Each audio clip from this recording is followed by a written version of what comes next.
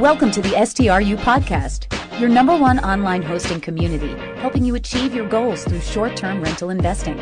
Now, here's your host, Richard Furtick. Welcome back, folks. This is Richard, founder of Short-Term Rental University and Airbnb Superhost. On today's podcast, I'm really excited to have Joel Owens, who is the CEO and founder of All World Realty. He's an expert in all things triple net lease. And while you may not be prepared to enter into something like this, there's no time like the current time to become educated and knowledgeable on all sorts of things that you can do when you sell your properties. And triple net leases is something I'm considering. So I wanted to bring to you an expert, Joel Owens, All World Realty. Thank you very much. All right, thanks, Richard. I'm with All World Realty. I've been doing commercial real estate for 15 years. I have individual clients and investors all across the country that have individual net worths from $1 million to $100 million. I also work with REITs, insurance companies, pension funds, syndication, buying retail property, single tenant net lease, and also retail shopping centers. Okay, great. So it sounds like you're awfully busy and you have a lot of expertise. Why don't we start bringing the audience up to speed? Why don't you walk us through what a triple net lease is and contrast that with, say, a double net and a ground lease, and then let's get right into it. Okay, great. So, an absolute triple net lease, which is one tenant in one building on a piece of land, you do absolutely nothing. You just collect a check once a month. Usually there's a primary lease term anywhere from 10 to 25 years. And then after that, there's option periods that are built into the lease. With a debt, you still own the building and the land, but depending on what's written into the lease, you could be responsible for roof, structure, parking lot, utility lines that are underneath the parking lot. So it's very important to read what's in those leases. In the ground Joel, is what. Joel, Yeah. I'm sorry. You broke up there for a second, so I just want to make sure that the listening audience really understands. With the triple net lease, you own the building, but the tenant is responsible for all repairs, all maintenance, all taxes, everything that happens. You do absolutely nothing. You contrasted that with the double net lease, where what is the difference? So the difference is with a double net lease, depending on what's written into the leases, and all of them are different, you can be responsible for the roof, the structure, the parking lot, clearing snow that's in a cold belt state, and the utility lines that run underneath the parking lot to the street. So on a double net, there could be a lot of costs that the landlord is responsible for on a single tenant net lease building. And that's the difference between the two of them. The double net leases are generally a little bit higher cap rate, but you have to make sure that, the roof is in good condition. The utility lines, if they weren't run properly when originally built, then you have to cut up part of the parking lot to fix a utility line.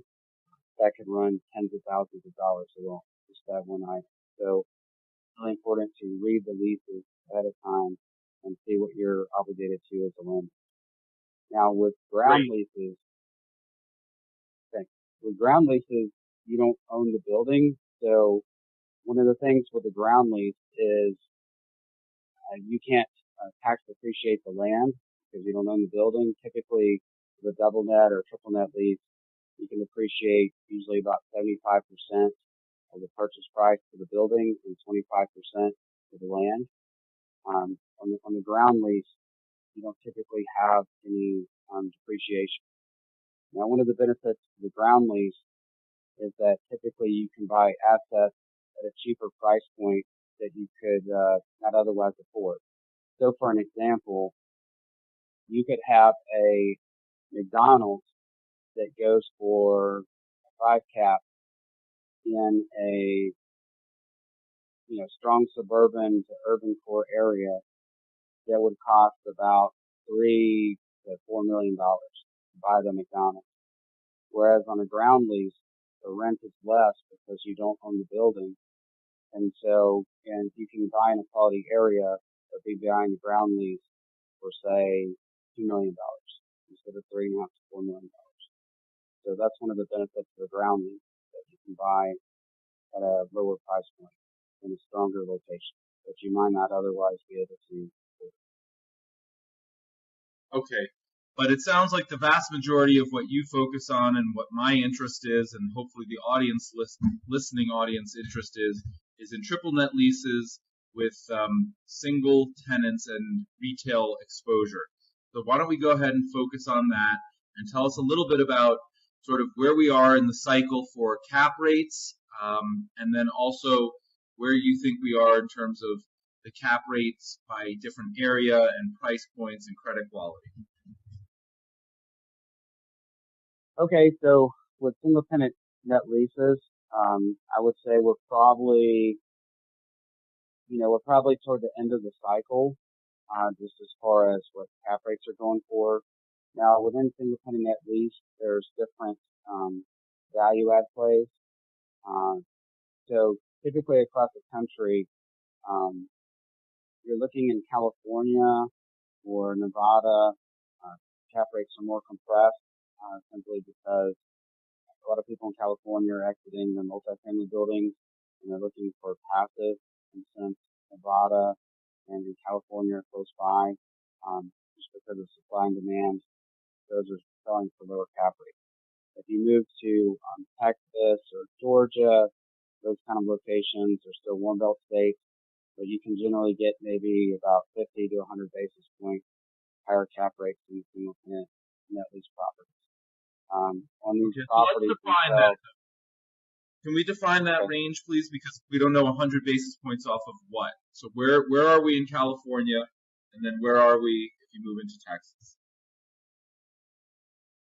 So in California, it depends on the price point.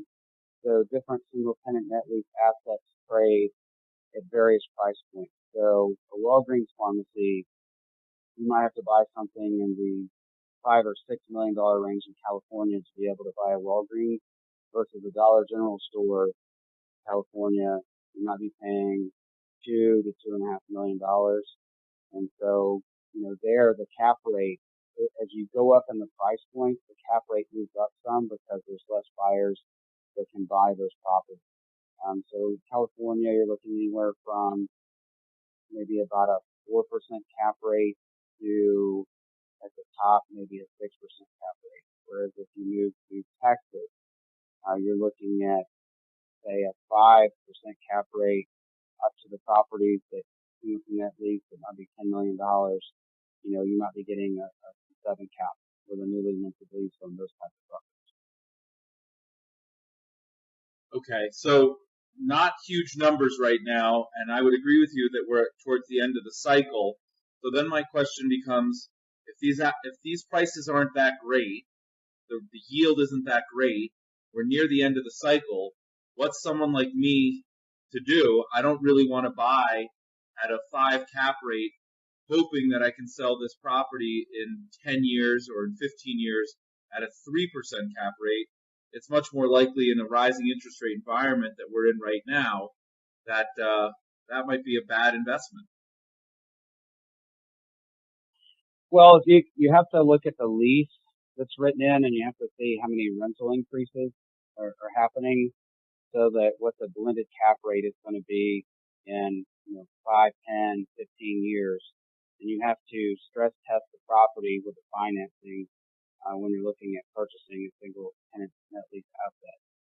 The other aspect of it that you have to look at is not just the starting cap rate, but what is the rent that's being paid by that tenant? Is it at market? Is it above market? Is it below market? Because one of the value plays is the cap rate blends up over time. If the starting rent rate is low, any new development project 5, 10, 15 years from now, the construction materials are going to cost more, the labor is going to cost more, the land's going to cost more to develop. So those rents by nature will be higher than they are today just due to cost, if the area is strong and in high demand. So, and also as an area fills out and becomes more dense, the air rights, the ability to go up, also becomes more valuable because the zoning department will usually release the zoning, allow more density as time moves on because there's nowhere left to go but up because all the land has pretty much been developed in an urban core to strong suburban area. So then your, density rights become more valuable. There's also some value plays you can do with single tenant net lease.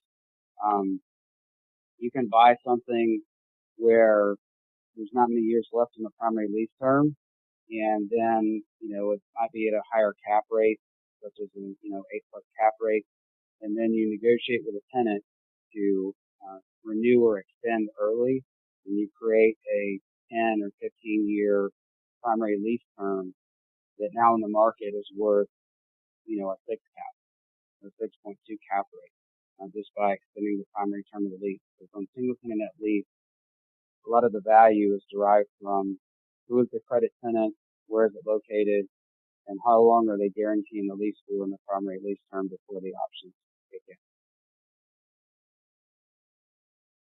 Okay, so if you do all that, what sort of appreciation do you see when you sell the property? In other words, my understanding is that these assets are predominantly priced on exactly what you just said.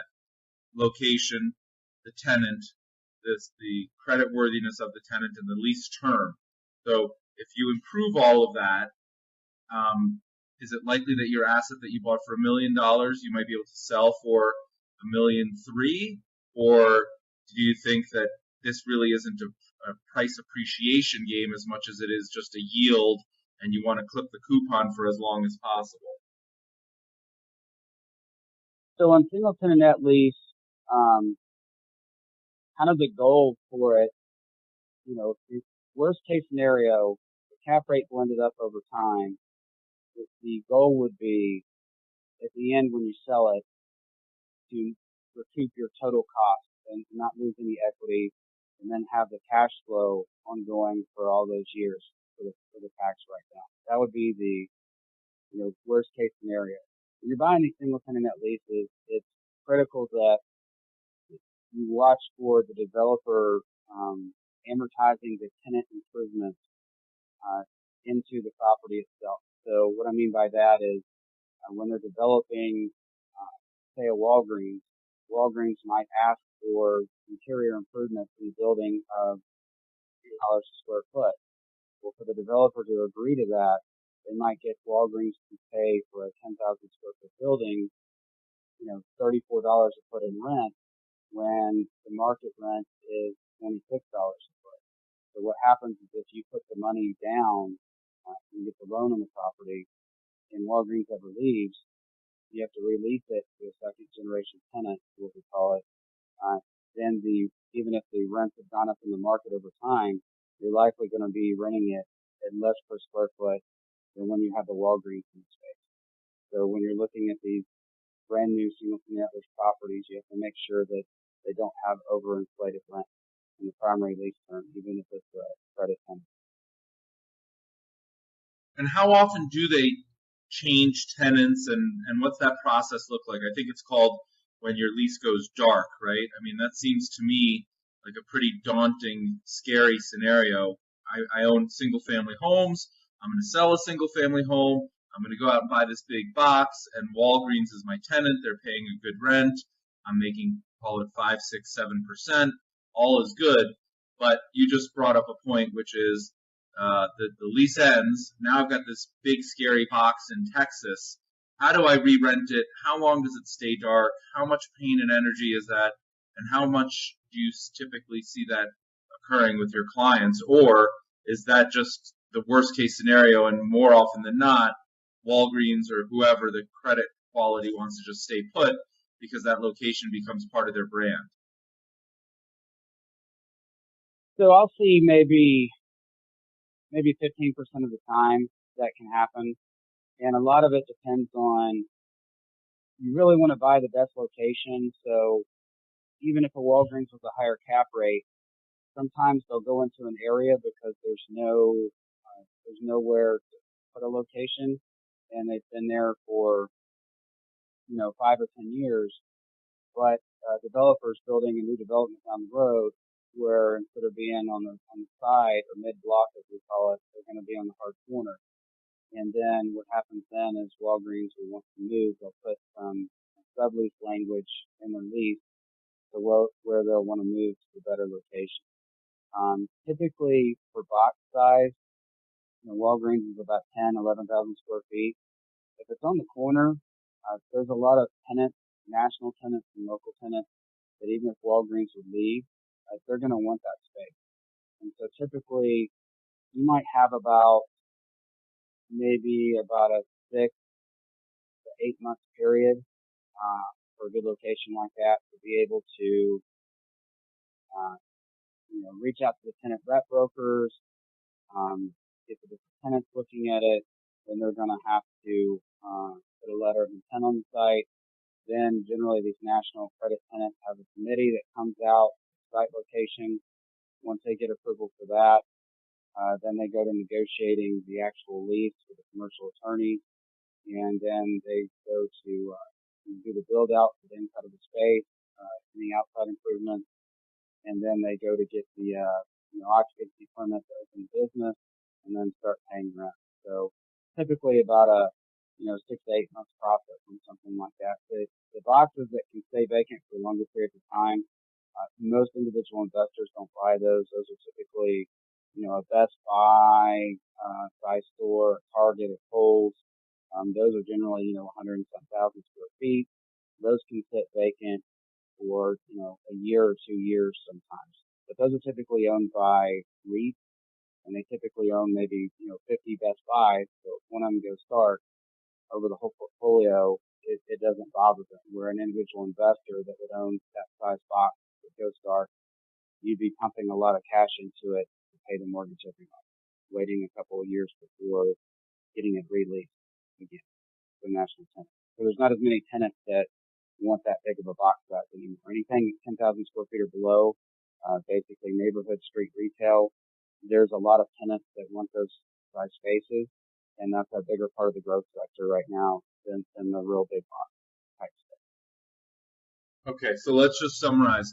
So in your experience, about 15% of your clients have experienced a tenant turnover or a box going dark. And in your experience, that takes 6 to 8 months. So now you have a multi-million-dollar investment that was earning 5, 6, 7%. And it sounds like half a year, 3/4 of a year, maybe even a year of lost income while you try and turn over and get a new tenant in there. And then one question I had when I was listening to you, Joel, and I'm sure the listeners also have it, is you talked about them making modifications to the outside and the inside and so on and so forth. I think the assumption is that the tenant, the prospective tenant, would be paying for that. But can you clarify that? If this was laid out for a Walgreens and their competitor, whatever, Dwayne Reed wants to come in and take it, they may want to change aisles or lighting or where the cash registers are. That's a big expense. Who's paying for that? It's all negotiable between the landlord and tenant and what rent they're going to agree to pay. So you typically have multiple costs. So when a tenant goes out, you're going to have a commercial attorney that you're going to pay to do the new lease for the new tenant. You're going to have any tenant improvement for the outside or the inside that the tenant wants, if they want the roof redone or an AC unit or anything like that. And then if that tenant has a tenant rep broker, you're going to be paying for that also upon lease execution. So if there was, let's say you're signing a tenant on the primary lease term for 10 years, the value of the rental income over the 10 years is $1 million. Typically a tenant rep broker would get 2.5 to 3% as a fee for bringing that tenant to your building and signing a lease. So you're going to be paying anywhere from $25,000 to $30,000 up front upon lease execution to go into that property. Now at that time, what you would do is you'd get a non-refundable deposit from the tenant to make sure they commit to the site upon lease execution before you pay that tenant rep broker. That way the tenant doesn't all of a sudden change their mind even if they're executing a lease and back out of the site. And then you've already paid the tenant rep broker for the lease. So, it's a case by case basis. If they want to pay, we have a DaVita, Dallas that one of my clients is buying right now, and it's in more of a outside suburban area, lower price point. But the DaVita put in, over $1 million of improvement into the site on this building. And my client's buying the building for, a little under $2 million. So for that, DaVita wanted a lower starting rent, so they're only paying about $14 a foot in rent. Our normal rent would be, $26 a foot for that area. So that was a way for the owner not to have to, come out with a bunch of money to fill out the space. They let the tenant do it.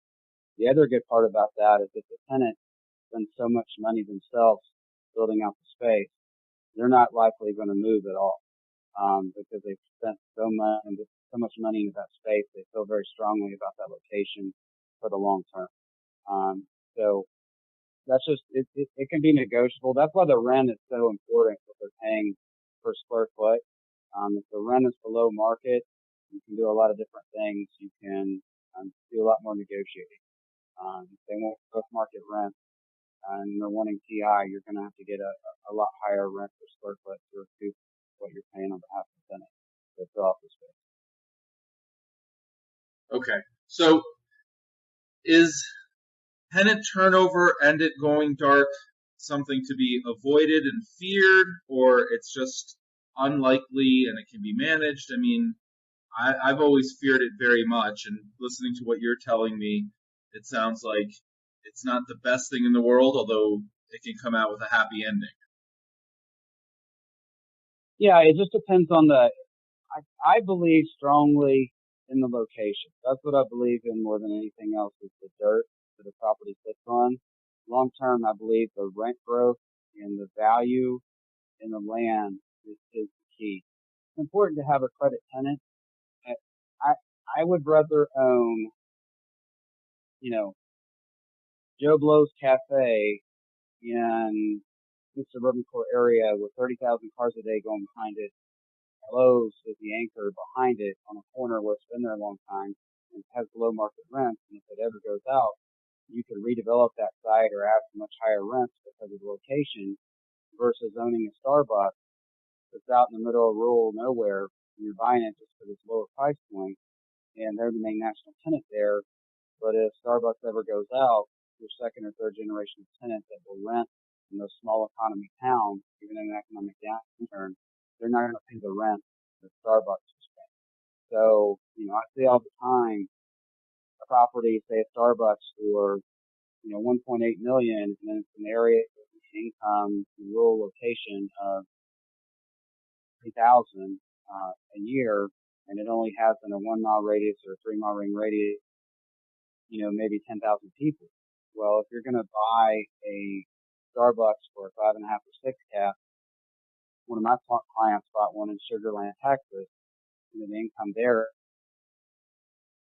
and the population is, over 100,000 in the area. It's a strong suburban core area. So if you're going to own something like that and it's on the corner with a red light, you had to pay about $2.3 million instead of the 1.6, but you're getting a lot better location in dirt time, long term, and the chances for rent growth in higher areas. And they hold up better in an economic downturn as well. And you have a bigger pool of tenants that are going in a strong suburban to urban core locations.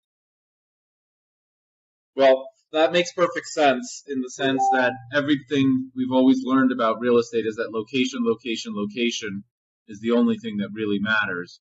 And when it comes to triple net lease investing, there's a lot of emphasis placed on the credit quality of the tenant, right? People take a lot of comfort from the fact that it is Starbucks and maybe it's guaranteed by, not just the franchisor and all of his other Starbucks, but maybe also even the parent company. And so people take comfort in that cash flow. But to your point, if something were to happen to that one particular Starbucks or that one franchise, or now you've got this box in the middle of nowhere without the Starbucks brand, and how's it going to do when it's, Billy Bob and Jean's coffee shop?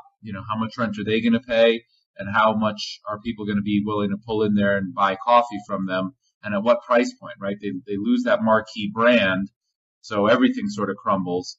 But to your point, maybe it's a better investment to spend more money in a better location with a worse tenant quality, with the goal of in 6 years or whenever, getting that tenant out and getting a higher quality tenant. Is that sort of the strategy that you're suggesting?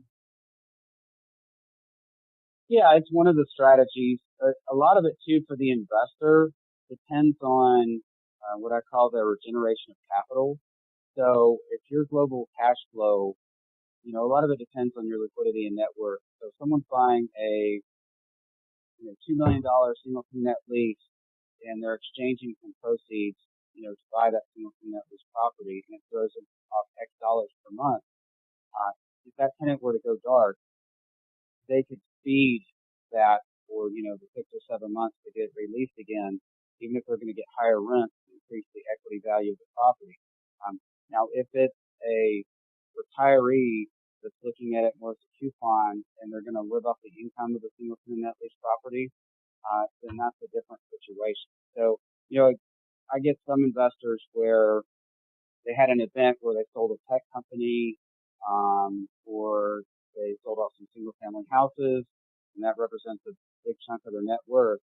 And as far as liquid cash flow coming in, they don't have as much with that, as most of the net worth is tied up in the properties they're selling and the down payment they're putting for the financing on one of these properties, versus a doctor that's a surgeon that's making $1 million a year doing surgeries. Their regeneration of capital after expenses, they're able to save, $50,000, $60,000 a month to reinvest every single month and keep growing the portfolio that have that cash flow coming in to handle a vacancy with a single net lease building or these other types of items. So it just depends. The risk depends on the location, it depends on the credit of the tenant, and then it depends on the investor themselves that's going to own the asset, how fast they can regenerate capital, and what their current liquidity net worth is, and what percentage of that is in retirement accounts versus regular accounts. That determines the factors. Okay, so I want to talk to some value add strategies that you and I have discussed in the past. Before we do that, by way of a segue into it, we started this conversation by saying you think that we're towards the end of the cap rate cycle, and I think you're right. I mean, cap rates have gone from, I don't know, maybe they were in high single digits to now like mid single digits, so maybe they were at 9% or 8%, and now maybe a high quality, good location is at 5% or maybe even less.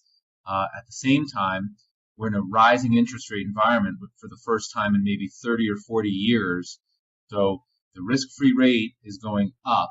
I can get 3% guaranteed by the U.S. government for 10 years, and that number is going higher and higher. And all of a sudden, my cost of financing, if I have a mortgage on this, is resetting at a higher rate, but my income from the tenant is fixed at, say, 5%. So if I were to sell this property, I may well take a loss. If I bought this property for $2 million or $5 million, if I have to sell it at a higher cap rate, I might actually have a loss in that scenario.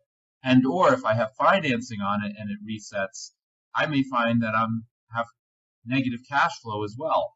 So I'm just trying to figure out, what does this mean and how attractive does this look? And I bet the solution comes in some of these value-added strategies that you've talked about with me. But maybe you can walk us through that cycle, rising interest rates, and then some value add. Okay. So what happens is, below a certain price point in the single tenant net lease space, say about $3 million or so, there's a lot of all cash purchases. So even as the interest rates are rising, the caps aren't rising as much in that yield range because most people are paying cash. So if someone's buying something all cash, $3 million at a 6% cap rate, just because interest rates are rising upwards, they're not using debt, so they're not going to the demand for the cap rate is still going to stay pretty much the same. It's not going to move up as much. Where you have more movement is in the, $5, $6, $7 million range, where there's a less amount of buyers that can pay all cash. They're going to be using some form of debt. Going into as the interest rates rise, they're going to need to up the cap rate that they would sell at to be able, make it work for a buyer. Now, when developers are developing these properties brand new, we have what's called a cap rate to cost, which is their break even. So the developer is going to have their land costs, construction costs, their legal costs, any tenant improvements for the tenant rep, leasing fees. And what they're going to do is they're going to hit maybe about a 9 to 9.5 cap rate break even on a new single tenant net lease property.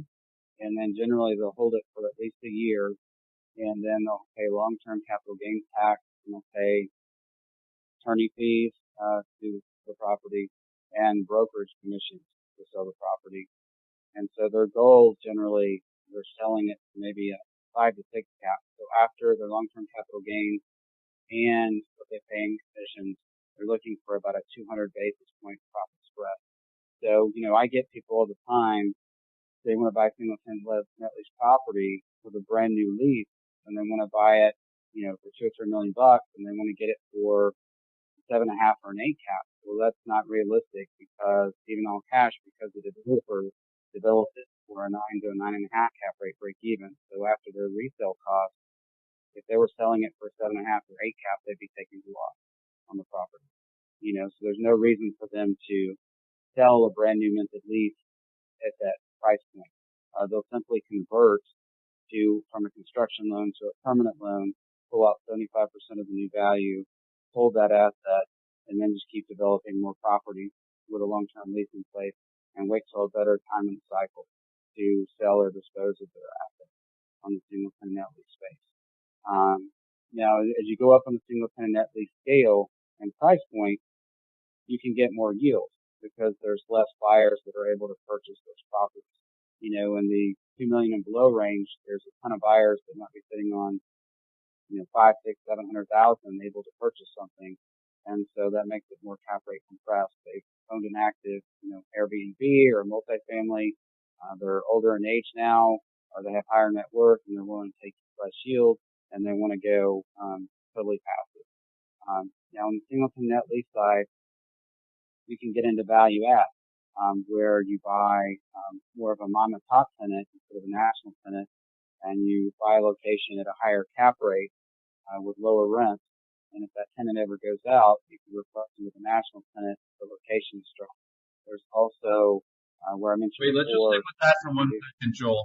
Joel, let's just stick with that for a second so that we can try and get granular and help people sort of visualize this, and hopefully pick up the phone and give you a call, and we'll include a link for them to contact you. But okay, so let's stick with that strategy.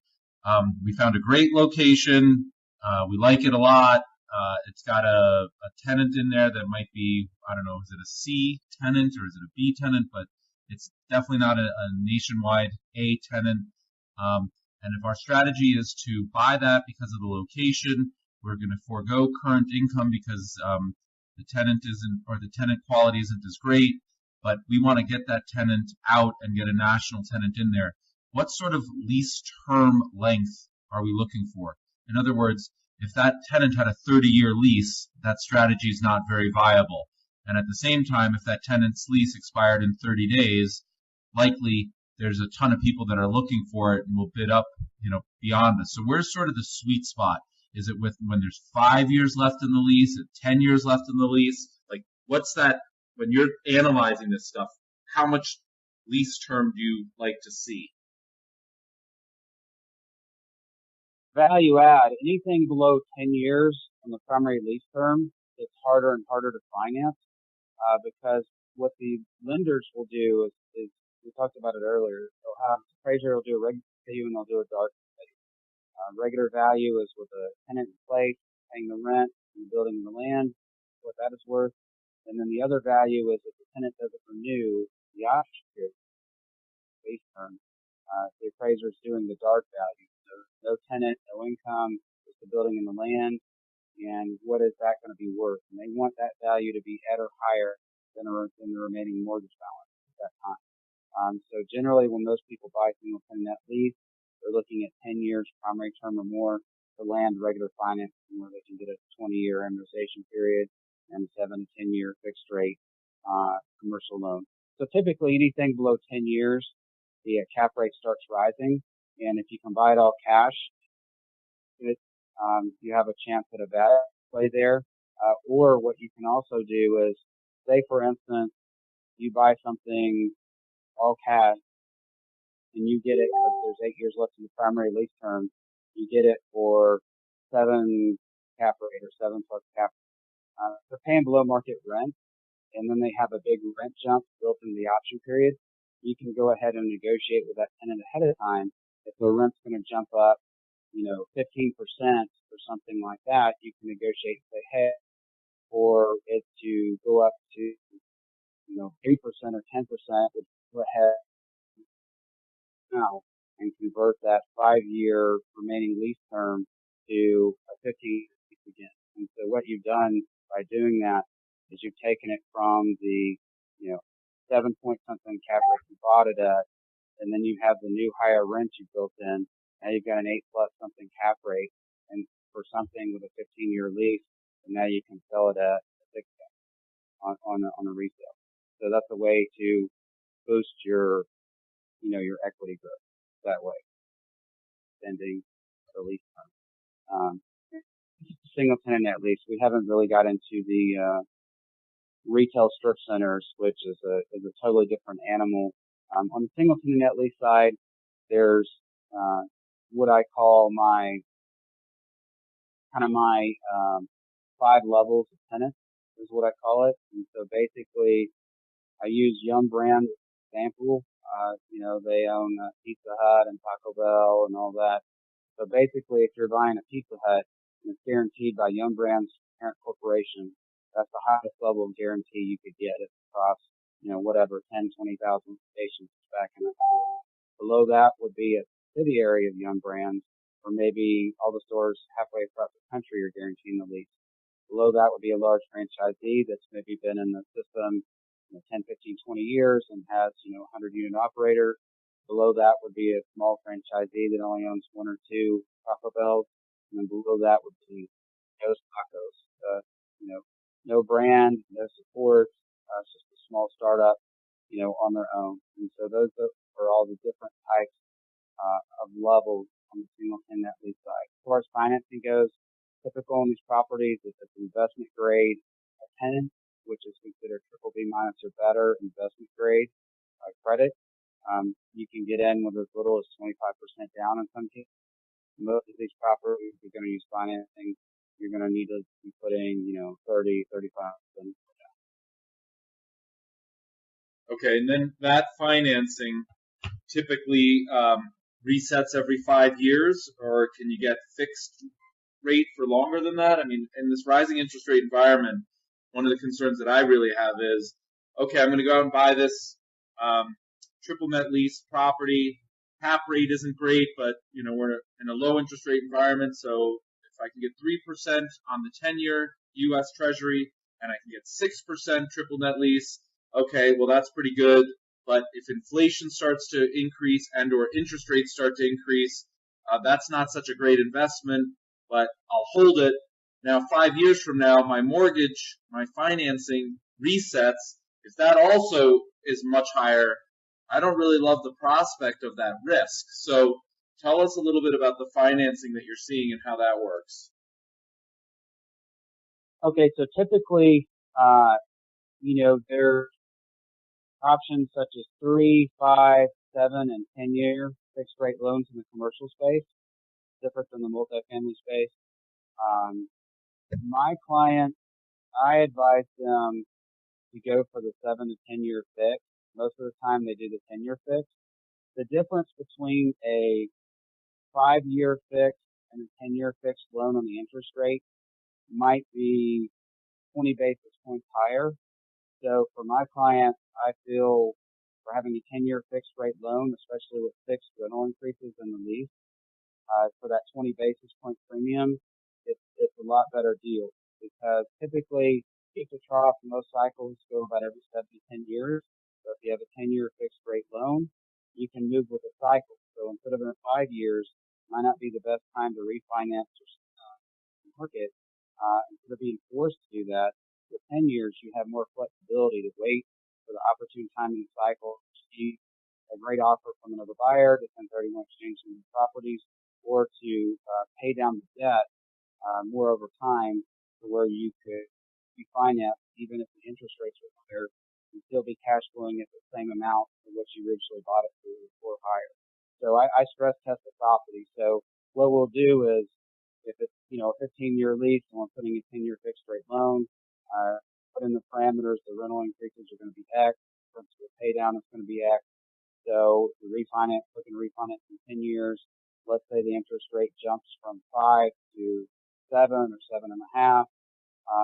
What does that look like with the mortgage balance that's remaining on that property? The other reason I like the 7 or 10-year fixed rate debt is a lot of these lenders put prepayment penalties on the loans. So basically use a 5-4-3-2-1 structure where the penalty is larger when it first starts out in the first year. By the time it ends year 5, the penalty is almost gone at that point. So it lets you pay a certain amount each year, additional, down toward the principal of the loan. But after year 5, you can pay down as much as you want. So you can stress test it over time.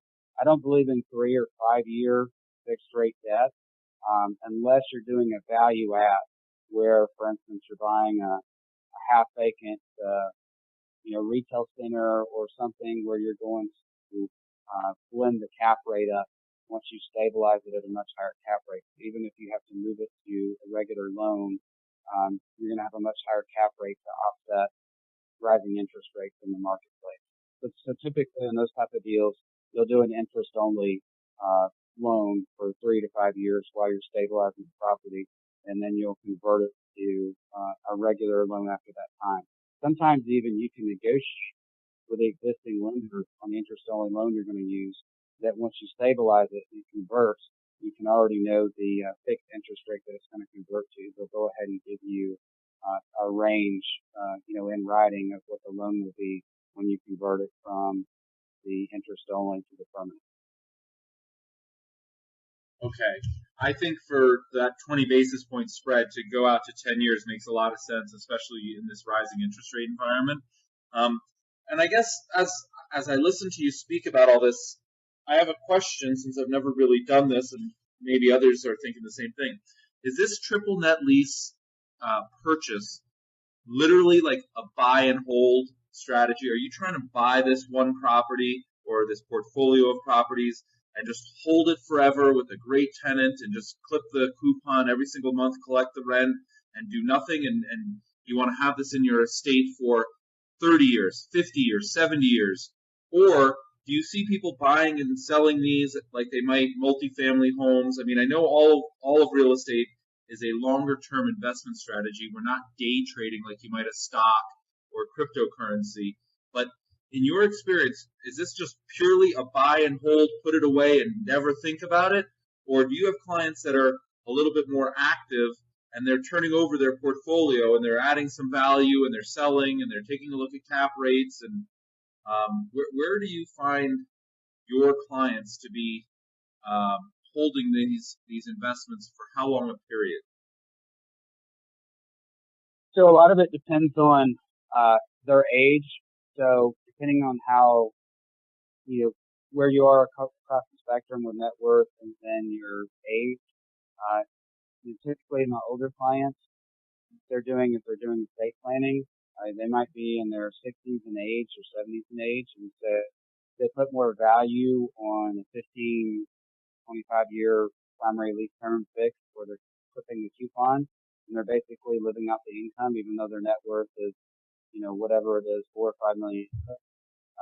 Basically living off that income coming in from that national tenant, and their goal is to basically, own until they pass away, and they leave it to their heirs and accept that base at the new value. And that's basically their goal. That's kind of different from a REIT or triple net, single tenant lease fund, that their goal is value creation. They're looking to buy a portfolio of properties at a higher cap rate and then spin them off individually at a lower cap rate. They're looking at buying something like we said with the mom and pop rents are under market. They're looking at buying the blend and extends where they pay all cash for a property that is they've got 3 or 4 years left on the lease. They're also looking for, sometimes there's buildings dark where the tenant's not paying any income, and it could be something like, you remember when they used to have the Blockbuster video stores, and Yep. they didn't go online like Netflix, and then they went bankrupt basically. Well, a lot of those locations, even though Blockbuster went bankrupt, those were in some great areas, those buildings. So people would take a Blockbuster video and they would put, U.S. Bank on one thing, and then on the other side they put a dentist office on the other side, and then they do triple net leases, and then they would turn around and sell it for 6.5 cap in the market. But they bought that building for a lower price. It was a building, but it was in a great location, and then they, re-built that building and get much higher rents than a tenant for equity growth. So those are the type on the net lease side, the value that you could have on the single tenant net lease side. So a lot of it depends on how active you be. So, someone from Airbnb that's very active with their assets, retail's going to be less active, but you're still going to have to work for yield sum on those type of value add plays, versus if you're just a doctor making a ton of income and you don't have time to breathe, return, or you're an older retiree that's doing estate planning, you're going to be more clipping a coupon on those types of single tenant lease properties. So kind of like taxes, everybody's individual situation is different, and that's why usually I review their basic personal financial statement, and then we jump on a call to discuss their specific situation, their liquidity, their net worth, how old they are, what their goals are, etc. And that kind of from there determines what type of property and what type of area we're looking at for them. And it's a pretty good overview of the single tenant net lease space. If you want to go into retail, we can switch into that and some of the differences between that and single tenant net lease. Okay. Yeah, no, I think that's pretty interesting. The other question is there other value add strategies that you think are important to talk about? I mean, we talked about changing the tenant. I think earlier before this conference, you and I had been talking about, finding either air rights or parking space opportunities to expand. What else do you see in terms of adding value? Because for the people that are listening to this podcast, like you said, we're pretty active. We're doing Airbnb. It's probably the most active form of real estate management that there is. Our leases are measured in days as opposed to years.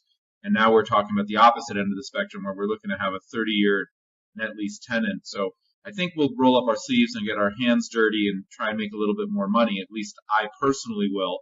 What else do you see out there that's interesting? So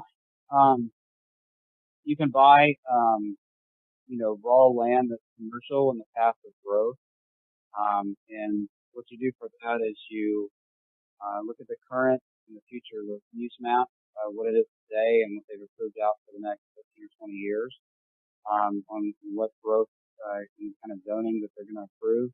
And then you buy that land in the path of the growth. So if you see a bigger, single tenant net lease type tenant such as a Costco or a Lowe's go in, then it creates a ripple for all the land around there just starts building and popping up, because once a Costco or a Walmart or something else goes in, they'll typically spend, 50, 100,000 or more on due diligence for location in the area before they commit to a site.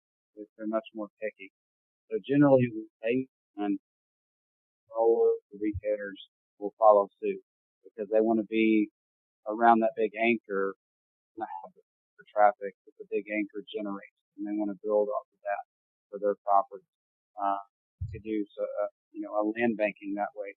You could also buy building on the corner and then slowly assemble of other pieces that are around that, have a bigger parcel size, to then do a project that's called a tenant. So, you could have a gas station on a corner with, and half an acre that's an old gas. The other piece of another old building that's right next to it to then give you an acre and a half piece of land. Then what you could do is you could put one of the national credit, like a racetrack or something like that gas station. They're real big here in Georgia, where they have literally about 20 gas pumps. They have a huge grocery inside where you buy a lot of food and things like that. And those go for very low cap rates once they're developed, and usually sell for about $4 or $5 million. So you can assemble these parcels together and create value that way. I used to do the commercial land assemblage before I got into larger apartment buildings and then the retail side of things. I still do the larger, much bigger apartment buildings, but my main focus is on retail now. Land assemblage, it's more complex when you're doing a little bit projects. There's a lot of, but if you're just, one or two pieces of land with old buildings, then there's not as much moving parts and approvals to, readapt it to something like that. Also, as we mentioned before, we can check the air rights. You could have something that had, when it was originally built, had a lower density, and now they're allowed this higher density in the area. And that creates where a developer can come in and buy the land off of you, or you can joint venture with that developer on a project where they build a much higher density project and greatly improve the value of the land sitting there. So those are a couple of different strategies you can do with a single tenant net lease, and then we can go into the retail centers if you want. Okay. Okay, so what else are you seeing? What else should we know? And, I found this very interesting. There's a lot to contemplate here. I'm certainly going to have more questions, and people will too, and I'm sure they'll contact you directly. We're going to include a link on the podcast and elsewhere. But what else are you seeing or hearing or thinking that you'd like to share with our audience?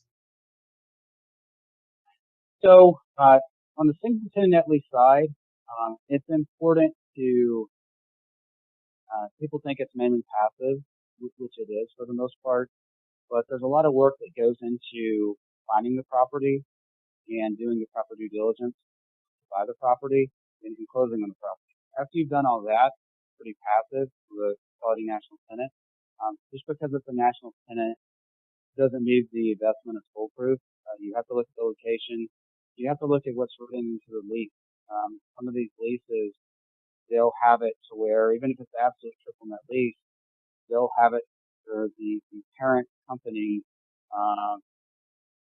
burns off. So if it's a 10 or 15 year lease, 5 years has where the corporate guarantee goes away. Or it'll have where if their sales are not above a certain level within a certain number of years, then they can terminate the lease early. And when you go to get a loan with a lender, even if it's a 15-year primary term lease, they will look at it, if the corporate guarantee goes away in 5 years, or if they can terminate early in 5 years. Sometimes Starbucks will do that on their team. They'll look at it as just a 5-year lease for finance, because what the lender's looking at is they're not guaranteeing a lease for more than 5 years, even though they signed a 10-year primary lease term. So they're only counting it for that 5 years. And so when you try to go get financing, it's going to make it very tough for you to get the amortization period you want and the length of the loan term that you want.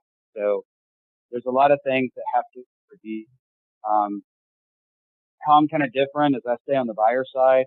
I still work with owners for off-market properties, and I still deal with other listing brokers, properties.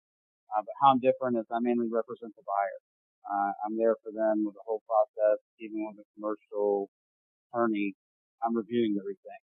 Most of the big brokerages on the retail side, they mainly list properties, They'll only show you what is in their inventory for sale because they're trying to sell that on behalf of the seller. It could be property, average property, bad property. What I do is different. Over my 15 years, I have a vast network of many thousands of retail owners in the database across the country, state by state, and I go through all my resources to find my clients the best properties to buy versus, you know, one big brokerage company are only going to show you maybe what's in their inventory, so mainly focused on selling that. I'm looking through multiple owners on and off market to find my clients the best properties to buy. So those are the key things. Make sure you have someone that has an extensive network to find you the right property in the right amount of time, especially if it's an exchange. And make sure that you have someone there reviewing the due diligence with you the whole time, looking for these problems in the leases that's going to affect the financing, or the cash you think, or the security you think you're going to be getting for that property. Okay, great. One question that comes to mind, and I know maybe we should have covered this a little bit earlier, but it's a good question nonetheless, is, Amazon is at all-time highs. Jeff Bezos is the world's richest man. He's disrupting everything retail, grocery with the purchase of Whole Foods. Now he's entering pharmaceuticals. His vision of the world going online only seems to be coming true. So what's happening to the opportunity set for strip shopping malls and vacancies? Is this the right time to be considering this strategy? Yeah, so I love retail. I think it's a great value add play, and it's a great sector to own. I belong to the ICSC, which is the International Council of Shopping Centers Association. They've been in business over 60 years, and it's a preeminent association worldwide where anything retail is discussed, where it's development or tenant or leases or anything like that, financing comes from there.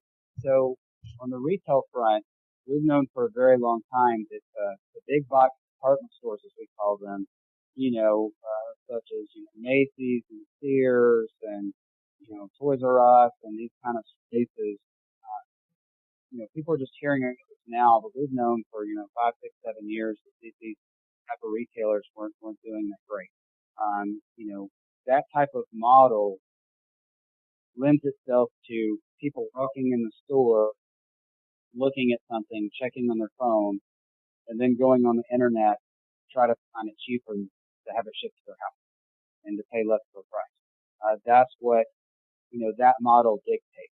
So in that arena, the sales have been going down on the large big box department type stores. Now, as far as online sales currently now make up about 9 to 10% of all retail sales, completely. They used to be at about 3%, about, 7, 8 years ago. A lot of that, though, is growth on the retailers themselves. So online-only stores only make up about 4% of that amount. The rest of it is existing brick-and-mortar expanding their online presence and figuring what they want to have as far as a percentage of a brick-and-mortar space and an online space. People are always still going to go shop at stores. People love to order things online, but they don't like to return things online. They have to wait 2 or 3 weeks. Sometimes they lose their package they sent back. Oftentimes they're talking to, out of the country call centers that are reading off the book and they don't know how to help them completely. And so they're waiting a very long time to return this merchandise and get what they want or even get a refund. So what they typically do is they'll go into the brick and mortar store and they'll go return that purchase right away and get the money back right away, or go shopping in the store instantaneously instead of waiting for 3 or 4 weeks to get that return. So the model is perfect. There's a pain point for consumers that they don't like about the online model. We're focused with retail now.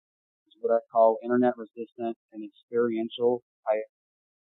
So these are tenants that don't do stuff online. So, a retail center might have a doctor's, veterinary office, a hair clinic, a restaurant, a gym, a karate school. These are different types of tenants where people don't go by and do something online. They have to go to the space and physically do something and give money to that brick and mortar tenant to be able to make a profit and to pay, the landlord the rent every month. That type of sector is booming and growing. The neighborhood retail space, the large department store boxes, 50, 100,000 square feet. The malls of those are being reconverted into, like Dave and Buster's entertainment centers, stuff like that, where it's an experience where people don't go to the mall anymore just to find, unique, they go there for an experience now. So experience thing, the buzzword is experience. They want to draw the consumers in, have them something where they can create magical memories, and then they remember it, and then they want to come back to it versus I'm just going to the store to buy something. There's not that big of a draw there, unless they're, an experiential or internet resistant type tenant where they have, to buy something. But, to Bezos' point, or Amazon strategy online, people are, habits of nature. They want to go out and experience things. The majority of the population isn't going to sit in their house 7 days a week and click a mouse all day long and have 100 items drop shipped to their house and never go out to eat with people and never go out and do things or the movies or experience things. They're not going to stay in their house 7 days a week. So the thought of drones from the sky drop shipping packages down, that's not really something that's founded in reality. Yes, there's online retail sales growing. Yes, there's department stores having a shift to where they're going more online now and shipping more out of warehouse, cost less per square foot than retail space. But on the flip side of that, the small balance retail, 10,000 square feet and below, that segment is growing heavily with an internet resistant and experiential segment in the retail space. Okay, makes sense. And I don't think, the sky is dropping and the world is changing really quickly, but I do think, this has gone faster and further than anyone would have thought if we'd had this conversation a few years ago, right? I mean, the amount of things that they're doing and how quickly they're getting into it, and it's definitely worth keeping an eye and ear on. And it's great that you've got that council that you sit on and you've got that familiarity because, I caution everybody, the world is definitely changing, and what we knew in the past is likely going to change going forward, but that doesn't mean that you shouldn't get ahead of it and find like the great opportunity set. I think the experiential, investment thesis is sound. Restaurants, coffee shops, you're not getting that online. Karate studios, gyms, etc. So I think, Joel, you've got some really good points here, and I think this has been really helpful and a really good introduction to triple net leases, where we are in the cap cycle, what the opportunity is, how to add some value and some plays. And I would encourage everybody to do their homework, reach out to Joel, click on the link that we'll include, and he can answer your questions. So, Joel, is there anything else you want to say to the audience before we wrap this up? Sure. We didn't get too much into the retail strip centers. There's some value add plays there as well. Didn't get too much into the what? The retail strip centers versus the single tenant net lease property. It takes some time to go through that. I don't know if we have the time today to go through all that, how that's different from single tenant net lease. But there's more value plays there as well, in larger price points. So, just some quick points. The retail strip centers, they're valued a little bit differently. So, worried about single tenant lease, and if one tenant goes dark, they're paying the mortgage every month. You can have something such as a Starbucks having the all-in-one strip center, where, with a 30% net payment, one of those tenants goes out, you're able to service that mortgage every month while you're waiting to fill that third space that's in that center. That's one main key point of difference between single net lease property in a retail strip center. Also, there's different value add plays where you can buy a big strip center and parking lot is unused at the top, and then you can break it out into single tenant net lease pieces, or if there's existing single tenant net lease properties that are part of the overall project, you could break those out after the sale and then sell those at a lower cap rate than what you bought the whole project for. So on the retail strip center side, there's a bunch of different value add components to that as well, but it would take some more time. You know, like we talked about single tenant lease, it would take some time to fully do it. Okay, can you give us an idea of price point to purchase an entire retail strip center? So retail strip center on the low end, you could be looking at $2 million. Up to the high end, you could be looking at, you know, some of them go up to $40 million, depending on what it is and what the location of it is. Most individual investors focus on strip centers that are about, you know, 12, 13 million and below. When you start going 2 million and above, depending on the mix of the tenant base and where it's located at, you'll be competing more with REITs, insurance companies, pension funds that have preferred vendor status with their commercial mortgage lenders. They built up over decades of time, and they can get special interest rates and financing in the market that the individual investor can't get on a deal. And so they will be getting a lower interest rate, so then they can pay a lower cap rate for those higher quality assets. So, you know, typically 15 million and above, you can get pushed out from properties. Typically kind of the sweet spot is the kind of the $4 to $12 million range. It's too big for the small guys, and it's too little for the REITs to focus on. And so oftentimes you can get a better cap rate, higher cap rate, and you can get a better financing on the loan because it's a bigger loan for an individual from a lender, so they'll give you a little bit better interest rate. You might have a 50 to 100 basis point swing on yield buying in that kind of that, you know, 4 to 11 or $12 million range. You're kind of in that gray area between the small buyers and the big buyers. Got it. Well, it seems to me that that's probably the area where there's been the most disruption, meaning I think that the really big malls that provide experiences and everything in one location, they've also been hurt a little bit due to Amazon.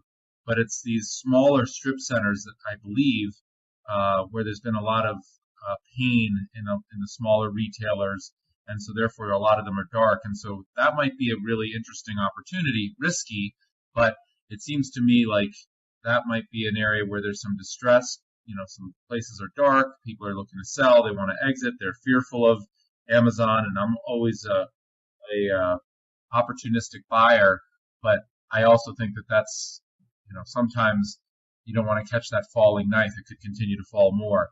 But are you seeing a lot of pain and suffering and discomfort in that area, and so it's an opportunity, or are you just saying all systems are go and it's just a good, you know, way to add more yield on your investment? So it's a strong market. I mean, retail in the warm belt states is doing very well. The cold belt states, there's more isolated pockets. You get a little bit higher cash flow, but over time, the overall rent growth and development in those areas is more limited. So places like Ohio, Wisconsin, Illinois, you know, you can get a little bit higher cap rate cash flow, but long term, those properties aren't going to have the rent growth that the warm belt states will have. You know, like Georgia and Texas, in Arizona. There is some value add plays. When I look at buying something, I look at it from the standpoint of I want the dirt to be fundamentally sound and the location to be good, and I want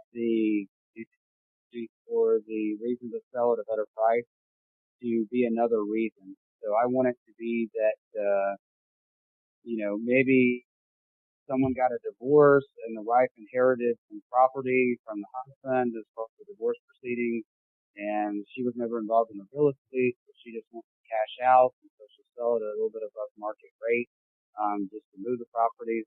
sometimes people inherit stuff in an estate and they're, states away and they don't want to own it anymore. You could have a partnership split where they don't want to be around each other anymore and they'll take a little bit less of a, more of a discount to sell. You could have developers. We had a developer last year. One of my clients was buying another $6 million property this year. He got one last year where it was a brand new retail center and we got a little bit over a 7 cap rate on it for about $6 million. And the developer wasn't even planning on selling it, but because they got, found more land projects that they weren't planning on to develop more projects, they were willing to let this one go and they were holding it long term and they had never had any intention to sell it. And my client got a, overly built retail center with extra wide parking, and the developer was real thoughtful in the tenants he put in and how picky he was on the lease creation. And he got a great asset at above market cap rate just because the developer was motivated to sell.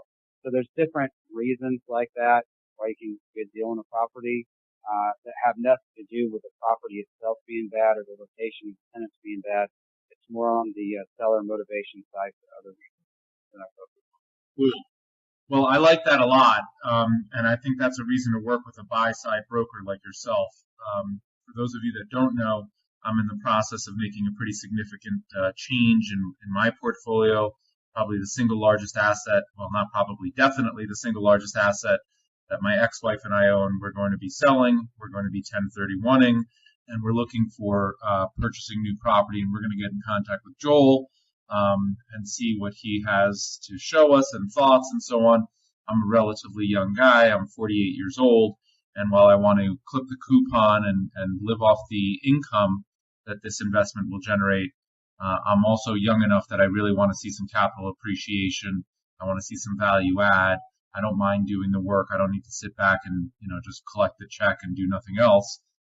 So I want to work with somebody who's understanding of all that and willing to roll up their sleeves as well and partner with me.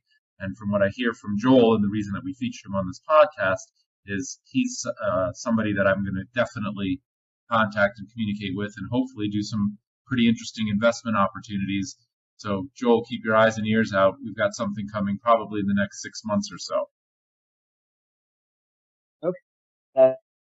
Would you like me to give the viewers my website information or my phone number or? Yeah, what we're going to do is what we're going to do is, because many people are driving or at the gym or whatever, we'll include a link to all of that, and so they can just go ahead and click on the link and let Joel know that you heard about Joel from Short Term Rental University. We'd appreciate that. And Joel, I'm going to contact you after this to discuss my opportunity. And right now, let's just go ahead and wrap this thing up and say thank you very much. We really appreciate your time and your insight, your ear to the ground, and keeping everybody abreast and informed of the opportunity set.